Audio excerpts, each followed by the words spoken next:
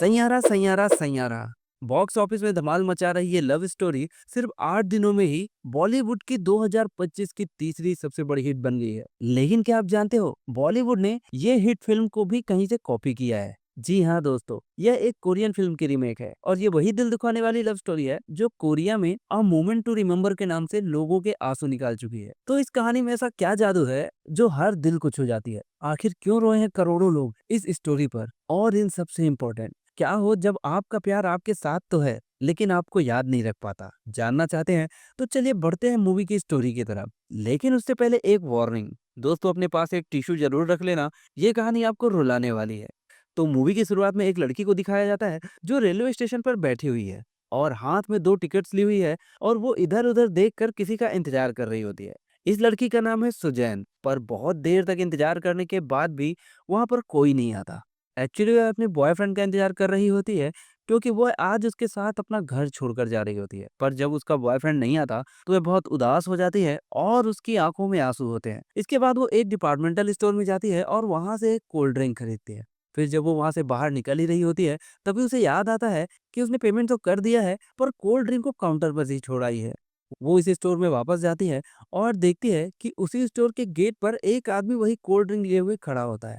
और फिर वो एक नज़र काउंटर पर मारती है जहाँ पर कोई नहीं होता और तब वो उस लड़के के हाथ से कोल्ड ड्रिंक लेकर पूरी कोल्ड ड्रिंक फिनिश कर देती है और केन उसके हाथों में थमा कर वहां से चली जाती है।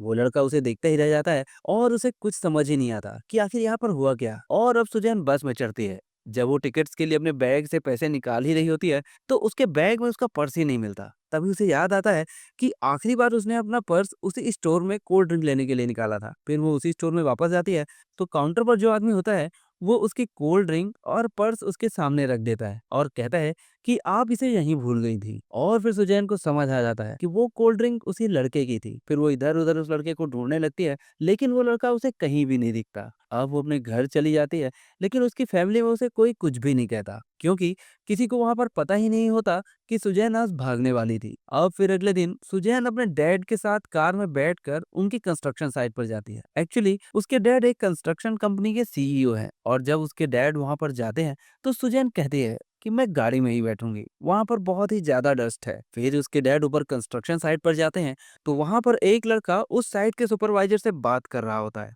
और यह वही लड़का होता है जिसकी कोल्ड ड्रिंक को रात में सुजैन ने पी लिया था। इसका नाम है चार्ल्स। वो यहाँ पर फोरमैन होता है और आर्किटेक्चर की स्टडी भी कर रहा होता है। जब सुजैन के डैड वहाँ पर आते हैं तो सुपरवाइजर कहता है कि ये लड़का हमें कंक्रीट नहीं डालने दे रहा और कह रहा है कि हमें आज नहीं कल डालना चाहिए, जबकि सारा मटेरियल तैयार है और अगर आज हमने यहाँ पर कंक्रीट नहीं डाला तो हमारा बहुत ज्यादा नुकसान हो जाएगा। तब चार्ल्स बताता है कि ये ब्लॉक्स इतने मजबूत नहीं हैं कि इनमें कंक्रीट डाला जाए। अगर इसमें कंक्रीट डाला गया तो ये टूट जाएगा और कई लोगों की जान जा सकती है। तो सुजैन के डैड उससे उसका नाम पूछते हैं तो चार्ल्स कहता है मैं तुम्हें 30 बार अपना नाम बता चुका हूँ और ये कहकर वह वहां से नीचे चला जाता है। वहां गाड़ी में सुजैन बैठी होती है और वो उसे देखकर पहचान लेती है लेकिन वो उसके पास नहीं जाती। तभी उसके डैड आ जाते हैं, वो भी चार्ल्स के बिहेव से बहुत डिस्टर्ब थे और वहां से चले जाते हैं। सुजैन फैशन डिजाइनर होती है और जहाँ पर वो जॉब कर रही होती है वहां भी रेनोवेशन का काम चल रहा होता है। लेकिन रेनोवेशन का काम बहुत ही लेट लतीफ होने से उसके साथी काफी परेशान हो रहे होते हैं। उसका मालिक कहता है मैं इन वर्करों से परेशान हो चुका हूँ। तो सुजैन कहती है कि इसमें मैं तुम्हारी कुछ मदद कर सकती हूँ। फिर वह अपने डैड से बात करती है तो उसके डैड कहते हैं ठीक है, मैं एक आदमी को भेज रहा हूँ पर तुम उससे बात मत करना, वो बहुत ही बदतमीज है, अपने साथ वाले आदमी को ही उससे बात करने देना। सुजैन कहती है ठीक है। और तभी वहां पर चार्ल्स आ जाता है। यहाँ पर उसे सुजैन के फादर नहीं भेजा होता है क्योंकि चार्ल्स को अपने काम की बहुत अच्छी नॉलेज है और वो जानते हैं वो जो भी करेगा अच्छे से करेगा। जब चार्ल्स आता है तो वह उससे कुछ नहीं कहता, शायद उसे उसने पहचाना नहीं। उसके बाद चार्ल्स को दीवार दिखाई देती है जिस पर उसे काम करना होता है और वो उस पे हथौड़े से मारने लगता है क्योंकि उसे अपना काम पता होता है। सुजैन वहां से चली जाती है और कोल्ड ड्रिंक मशीन में सिक्का डालती है और कोल्ड ड्रिंक लेने ही वाली होती है कि तभी चार्ल्स आ जाता है और उसकी कोल्ड ड्रिंक लेकर उसी अंदाज में पीने लगता है। और फिर चार्ल्स बिना कुछ कहे वहां से अपनी गाड़ी में बैठ जाता है। तभी एक बाइक वाला सुजैन का पर्स छीनकर भागता है तो चार्ल्स अपनी गाड़ी का दरवाजा खोल देता है जिससे टकरा कर वो बुरी तरह से गिर जाता है। फिर वो उसका पर्स लेकर उसे देता है और उसे लिफ्ट भी देता है। फिर सुजैन उसे सॉरी कहती है तो वो कहता है सॉरी किस लिए? तो वो कहती है उस रात मैंने तुम्हारी कोल्ड ड्रिंक पी ली थी इसलिए। तो चार्ल्स उसका कोई भी जवाब नहीं देता और उसे घर छोड़ देता है। लेकिन सुजैन को चार्ल्स बहुत ही अच्छा लगने लगा था और वो उसे मिलना चाहती थी। पर जब वह सुबह ऑफिस जाती है तो वो वहां पर नहीं होता क्योंकि उसका काम खत्म हो चुका था। तो वो उसके पीछे कंस्ट्रक्शन साइट पर अपने दोस्तों के साथ जाती है। वो जानबूझकर वहां से गुजरती है जहां पर चार्ल्स अपने दोस्तों के साथ बैठकर ड्रिंक ले रहा था। चार्ल्स अपने काम में बिजी होता है तो वो उसे नहीं देखता। तो सुजैन उसके पास जाकर बोलती है, मैं यहाँ से जा ही रही थी पर तुम्हें देखा तो रुक गई। फिर सुजैन अपने दोस्तों के साथ चार्ल्स के दोस्तों के पास बैठ जाती है और तब चार्ल्स सुजैन को एक ड्रिंक की गिलास देते हुए कहता है, अगर तुमने ये गिलास पूरी पी ली तो मैं जिंदगी भर तुम्हारे साथ रहूंगा, और अगर नहीं पी पाई तो हम अलग रहेंगे और एक दूसरे के लिए अजनबी रहेंगे। और तभी सुजैन एक सांस में पूरा गिलास खत्म कर जाती है। वे दोनों एक दूसरे को किस करते हैं और फिर वो दोनों हर रोज एक साथ घूमते फिरते हैं और एक दूसरे से प्यार करने लगते हैं। और चार्ल्स भी उसे बहुत प्यार करने लगता है। वो उसे बेसबॉल सिखाता है, ताश की ट्रिक सिखाता है और अपना ज्यादा से ज्यादा टाइम उसी के साथ स्पेंड करता है। सुजैन चार्ल्स के इंटरव्यू के लिए एक सूट डिजाइन करती है जिसे वो पहनकर इंटरव्यू देने जाता है। फिर सुजैन अगले दिन अपने डैड के साथ गार्डन में ही बैठी होती है और वो कॉफी पीते पीते मुस्कुरा रही होती है। तो उसके डैड उसे देखकर सोचते हैं कि इसकी लाइफ में कोई ना कोई लड़का जरूर है। और फिर उसके डैड उससे पूछते हैं कि कौन है वो बताने से मना कर देती है, पर दोबारा पूछने पर वो बता ही देती है कि वो एक आर्किटेक्ट है। उसके डैड बोलते हैं कि मैं भी उससे मिलना चाहता हूँ। फिर सुजैन चार्ल्स के पास जाती है तो चार्ल्स कहता है कि हम दोनों में बहुत डिफरेंस है, तुम एक प्रिंसेस हो और मैं एक भिखारी। हमारी शादी को कोई भी एक्सेप्ट नहीं करेगा। पर सुजैन उसे बहुत मनाती है लेकिन चार्ल्स नहीं मानता। फिर भी जब वो एक दिन रेस्टोरेंट में बैठे होते हैं तो सुजैन की फैमिली वहां आ जाती है। तो उसके डैड कहते हैं, अच्छा तो ये है चार्ल्स। और फिर सब वहीं पे बैठते हैं पर कोई कुछ नहीं बोलता। तब सुजैन को थोड़ा अनईजी लगता है तो वह वहां से उठकर अपनी तबीयत खराब होने का बहाना बनाकर वहां से बाहर निकल जाती है। बाहर बहुत ही तेज बारिश हो रही होती है और अगले ही पल वहां पर बहुत भीड़ लग जाती है। उस भीड़ को देखकर सुजैन की बहन वहां पर जाती है और चीखने लगती है। दरअसल सुजैन बेहोश हो गई थी। उसके डैड के कुछ करने से पहले ही चार्ल्स उसे उठाकर हॉस्पिटल ले जाता है। डॉक्टर कहते हैं कि घबराने वाली कोई बात नहीं, स्ट्रेस की वजह से वह बेहोश हो गई थी, रात को अच्छे से सोएगी तो ठीक हो जाएगी। और जब उसे होश आता है तो वो चार्ल्स को देखकर बहुत खुश होती है और उसे गले से लगा लेती है। ये सब देखकर उसके डैड समझ जाते हैं कि वो दोनों एक दूसरे से बहुत प्यार करते हैं। तब उसके डैड उन दोनों की शादी करवा देते हैं। शादी के बाद चार्ल्स को उसकी आर्किटेक्ट की डिग्री भी मिल जाती है और अब वो एक आर्किटेक्ट है। चार्ल्स अपने काम में बहुत ही अच्छा होता है पर कभी कभी सुजैन गैस पर कुछ चीजें रखकर भूल जाती है, पर चार्ल्स उस पर कभी गुस्सा नहीं करता। एक दिन सुजैन के डैड एक आदमी को लाते हैं जो कि चार्ल्स से बहुत दिनों से मिलना चाहता है और वो कहता है कि मैं इसे जानता हूँ। फिर वो उसे एक जगह ले जाता है और कहता है, मैं यहाँ पर घर बनवाना चाहता हूँ और मैं चाहता हूँ कि तुम इसका मॉडल तैयार करो। चार्ल्स उसके घर का मॉडल बहुत ही खूबसूरती से तैयार करता है पर इसके लिए उसे उसकी प्रेजेंटेशन भी देनी होगी, तभी उसे कॉन्ट्रैक्ट मिल पाएगा। सुजैन की फैमिली और खासकर उसके डैड चार्ल्स को बहुत पसंद करने लगे थे और जब वो अपनी प्रेजेंटेशन देते हैं तो सब देखकर बहुत खुश होते हैं और सबको बहुत पसंद आता है और चार्ल्स को ये कॉन्टेक्ट मिल जाता है। ये सुनकर सुजैन को बहुत खुशी होती है। उन दोनों की लाइफ बहुत ही अच्छी चल रही होती है। फिर एक दिन सुजैन अपने दोस्तों से पूछती है कि क्या तुम भी अपने घर का रास्ता भूली हो कभी? तो वो लोग कहते हैं, नहीं हमारे साथ कभी ऐसा नहीं हुआ। पर सुजैन सीरियस होती है। जब वह घर जाती है तो वह कंफ्यूज हो जाती है कि मैं सही दरवाजा खोल रही हूँ या नहीं। पर जब वो अंदर जाती है तो चार्ल्स को पाती है और वो खुश हो जाती है। एक्चुअली सुजैन आजकल बहुत कुछ भूलने लगी है। इसकी वजह से वो अगले दिन डॉक्टर के पास जाती है और डॉक्टर कहते हैं कि रिसेंटली में कभी तुम अचानक से बेहोश हुई हो? तो वो कहती है कि हाँ, एक दिन स्ट्रेस की वजह से हो गई थी, पर डॉक्टर ने कहा गहरी नींद लेने से तुम ठीक हो जाओगी। तो डॉक्टर कहते हैं कि अगले हफ्ते तुम दोबारा आना, मैं तुम्हारा एमआरआई और सिटी स्कैन करूंगा। सुजैन वहां से चली जाती है पर इस बारे में वो चार्ल्स को कुछ भी नहीं बताती। फिर चार्ल्स सुजैन को एक आदमी से मिलवाता है जिसने उसे कारपेंटर का काम सिखाया था। फिर चार्ल्स वहां से चला जाता है और बातों ही बातों में वो सुजैन को ये बता देता है कि उसकी मॉम अभी जिंदा है और उससे नाराज है। तब घर जाकर सुजैन उसे कहती है कि तुमने मुझे उनके बारे में कभी बताया क्यों नहीं? तो चार्ल्स गुस्सा होकर बोलता है, उन्होंने मुझे बचपन में ही छोड़ दिया था और अब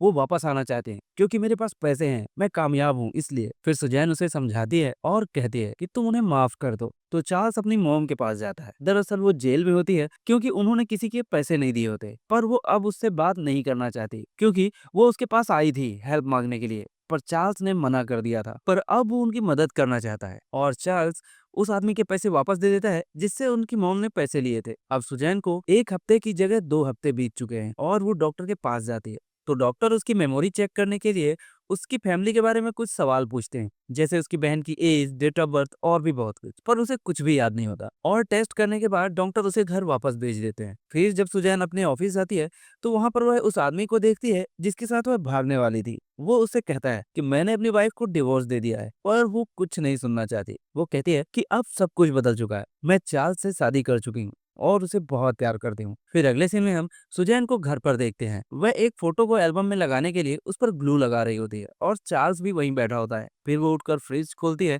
पर उसे याद नहीं आता कि वो आखिर लेने क्या आई थी। और फिर वापस चार्ल्स के पास आकर कहती है, अरे वाह, तुमने तो इस पे ग्लू लगा दिया। तो चार्ल्स कहता है कि तुमने ही तो अभी अभी लगाया था। फिर वो पूछता है कि तुम डॉक्टर के पास गई थी ना, क्या कहा उसने? तो वह बताती है कि उसने एक हफ्ते बाद बुलाया है। फिर वो डॉक्टर के पास जाती है तो वह उसे बताता है कि तुम्हें अल्जाइमर की बीमारी है। तो वो कहती है कि इसमें क्या होता है? तो डॉक्टर बताता है कि इसमें बॉडी के मरने से पहले दिमाग मरने लगता है, और अगर तुम कोई जॉब कर रही हो तो उसे छोड़ दो, वरना एक वक्त पे तुम अपनी फैमिली, अपने दोस्त, सब कुछ भूल जाओगी। यहाँ तक कि कोई काम कैसे किया जाता है ये भी याद नहीं रहेगा। वो कहती है, मैं अभी सिर्फ 27 साल की हूँ, क्या इस बीमारी को खत्म नहीं किया जा सकता? तो डॉक्टर कहते हैं कि मेडिसिन से सिर्फ इसकी रफ्तार को कम कर सकते हैं, पर इसका कोई खास इलाज नहीं है। सुजैन यह सब सुनकर बहुत रोने लगती है, पर इस बारे में वो चार्ल्स को नहीं बताती। फिर वो चार्ल्स से कहती है कि वो ऑफिस छोड़ना चाहती है। तो चार्ल्स को भी कोई ऑब्जेक्शन नहीं होता और फिर वो ऑफिस छोड़ देती है। अब धीरे धीरे उसकी बीमारी और बढ़ जाती है, और जब चार्ल्स एक दिन सबके साथ लंच कर रहा होता है तो वह देखता है कि उसके दोनों बॉक्सेस में राइस है। दरअसल सुजैन को ये याद ही नहीं होता कि उसने दोनों टिफिन में राइस ही रख दिया है। तब चार्ल्स को थोड़ा शक होता है और वो डॉक्टर के पास जाता है। डॉक्टर उसे सब कुछ बता देता है। तो ये सुनकर वो डॉक्टर के कॉलर पकड़ लेता है और कहता है कि मेरी वाइफ को ऐसी कोई बीमारी नहीं है। फिर डॉक्टर का असिस्टेंट आता है और चार्ल्स को काम डाउन करता है और उसे कहता है कि डॉक्टर की वाइफ को भी यही बीमारी थी और ये अल्जाइमर के ही डॉक्टर है। तब डॉक्टर बताते हैं कि मेरी वाइफ सब कुछ भूल चुकी थी, पर मैं उसे वहां ले गया जहां पर हम पहली बार मिले थे। तब उसे सब कुछ याद आ गया। पर 3 घंटे के बाद वो मुझसे पूछती है, हु आर यू? और तब मैं अपने आप को संभाल नहीं पाया। उधर रास्ते में सुजैन की तबीयत खराब होने लगी थी, तो एक पुलिस ऑफिसर उसे पूछता है कि मैडम आपको जाना कहाँ है? और फिर जब वो ऑफिसर उसे वहां से ले ही जा रहा होता है कि तभी उसे वो आदमी मिल जाता है जिससे उसका अफेयर हुआ करता था, जिसके साथ वह भागने वाली थी। सुजैन भी उसे पहचान लेती है। फिर जब वो आदमी उससे कहता है कि हम दोनों का रिलेशन जैसे 2 साल पहले था वैसे ही हो सकता है क्या, तब उसे याद आता है कि चार्ल्स उसका हस्बैंड है, और वो वहां से उठकर टैक्सी लेती है और वहां से चली जाती है। फिर चार्ल्स सुजैन को कॉल करता है तो कोई और उठाता है। कॉलर कहता है कि मुझे ये फोन रोड पर पड़ा हुआ मिला। तब वो घर पर जाता है। वहां पर सुजैन बेसबॉल खेल रही होती है और कहती है, वाह तुम आ गए, आज 10 की जगह मशीन से 9 बॉलें निकली। और सुजैन उसे देखकर समझ जाती है कि चार्ल्स को सब कुछ पता चल चुका है। वो कहती है, मैं सब भूल जाऊंगी, धीरे धीरे तुम्हें भी भूल जाऊंगी, हमारा प्यार जल्दी खत्म हो जाएगा। चार्ल्स कहता है, मैं ये होने ही नहीं दूंगा। तभी सुजैन की फैमिली वहां पर आ जाती है और किसी बात को लेकर इनके बीच बातचीत होने लगती है, और इस लड़ाई से सुजैन के दिमाग पर एक गहरा असर पड़ता है और वो वहीं पर बेहोश हो जाती है। सुजैन को हॉस्पिटल ले जाया जाता है और तभी उसकी फैमिली को भी पता चल जाता है कि उसे अल्जाइमर है। सुजैन के डैड चार्ल्स से कहते हैं कि अब तुम्हें सुजैन का ख्याल रखने की कोई जरूरत नहीं, अब से वह हमारे साथ ही रहेगी।